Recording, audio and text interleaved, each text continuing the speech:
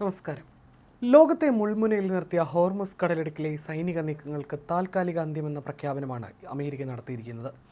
ഇറാന് മേലെ ഏർപ്പെടുത്തിയ ഉപരോധങ്ങൾ നീക്കാനുള്ള സാധ്യതകളാണ് അമേരിക്ക പരിശോധിക്കുന്നത്.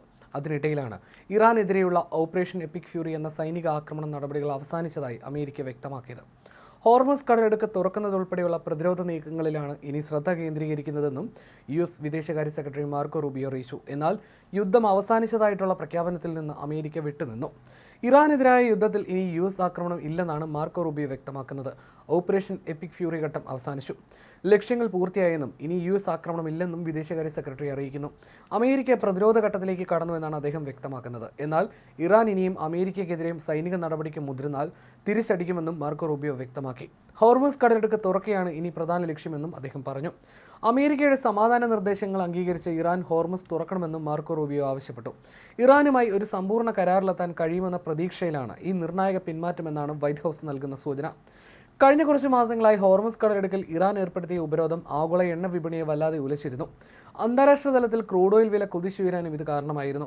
ഓപ്പറേഷൻ എപ്പിക് ഫ്യൂറി എന്ന പേരിൽ അമേരിക്കൻ സഖ്യസേന നടത്തിയ തിരിച്ചടികൾ വലിയൊരു യുദ്ധത്തിലേക്ക് നീങ്ങുമോ എന്ന ഭീതിയിലായിരുന്നു ലോകം. എന്നാൽ ഏപ്രിൽ മാസത്തിലുണ്ടായ 2 ആഴ്ചത്തെ വെടിനിർത്തൽ കരാർ ഇപ്പോൾ കൂടുതൽ സമാധാന ചർച്ചകളിലേക്ക് വഴിമാറുകയാണ്. ഇറാൻ വിട്ടുവീഴ്ചയ്ക്ക് തയ്യാറാകുകയാണെങ്കിൽ മേഖലയിൽ സമാധാനം പുനഃസ്ഥാപിക്കാമെന്ന നിലപാടിലാണ് ട്രംപ്.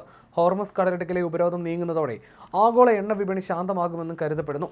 സഖ്യകക്ഷികളുമായും ഇറാന്റെ ഉന്നത നേതൃത്വവുമായും ഇത് സംബന്ധിച്ച ചർച്ചകൾ അവസാന ഘട്ടത്തിലാണെന്നാണ് റിപ്പോർട്ടുകൾ. അതിനിടെ ഹോർമുസ് കടലിടുക്കിൽ US സൈന്യം നടത്തിയ ആക്രമണത്തിൽ 5 സാധാരണക്കാർ കൊല്ലപ്പെട്ടതായി ഇറാൻ പറഞ്ഞു. തങ്ങളുടെ സൈനിക ബോട്ടുകൾക്ക് നേരെയാണ് ആക്രമണം നടത്തിയതെന്ന അമേരിക്കയുടെ അവകാശവാദം തള്ളിയ ഇറാൻ US ലക്ഷ്യം വെച്ചത് യാത്രാ ബോട്ടുകളെയാണെന്നും ആരോപിച്ചു. തിങ്കളാഴ്ച നടന്ന സംഭവത്തിൽ ഇസ്ലാമിക് റവല്യൂഷണറി ഗാർഡ് കോർപ്സിന്റെ 6 ബോട്ടുകൾ തകർത്തുവെന്ന് US അഡ്മിറൽ ബ്രാഡ് കൂപ്പറിന്റെ പ്രസ്താവനയ്ക്ക് വിരുദ്ധമായിട്ടാണ് ഇറാന്റെ പുതിയ വെളിപ്പെടുത്തൽ. കൊല്ലപ്പെട്ടവർ സാധാരണക്കാരാണെന്നും ഇതിന് അമേരിക്ക മറുപടി പറയണമെന്നും ഇറാൻ സൈനിക കമാൻഡർ വ്യക്തമാക്കി. ഒമാൻ തീരത്തെ ഖസബിൽ നിന്ന് ഇറാനിലേക്ക് വരികയായിരുന്ന 2 ചെറിയ ബോട്ടുകൾക്ക് നേരെയാണ് US ആക്രമണം ഉണ്ടായതെന്ന് ഇറാന്റെ ഔദ്യോഗിക മാധ്യമമായ IRIB റിപ്പോർട്ട് ചെയ്തു. എന്നാൽ ഈ വിഷയത്തിൽ US സൈന്യം ഇതുവരെ ഔദ്യോഗികമായി പ്രതികരിച്ചിട്ടില്ല. നിലവിൽ ഹോർമുസ് കടലിടുക്കിൽ കുടുങ്ങിക്കിടക്കുന്ന കപ്പലുകളെ പുറത്തെത്തിക്കാൻ US സൈന്യം ആവിഷ്കരിച്ച പ്രൊജക്ട് ഫ്രീഡം എന്ന ദൗത്യമാണ് മേഖലയിൽ വീണ്ടും യുദ്ധഭീതി ഉയർത്തുന്നത്. എന്നാൽ ഇത് താൽക്കാലികമായി നിർത്തിവെച്ചതായും ട്രംപ് പ്രഖ്യാപിച്ചു. US സൈന്യത്തിന്റെ പ്രകോപനപരമായ നടപടിക്ക് പിന്നിൽ ഇറാൻ നാവികസേനയുടെ കരുത്തിനെക്കുറിച്ചുള്ള ഭയമാണെന്ന് ഇറാൻ സൈനിക വക്താവ് പറഞ്ഞു.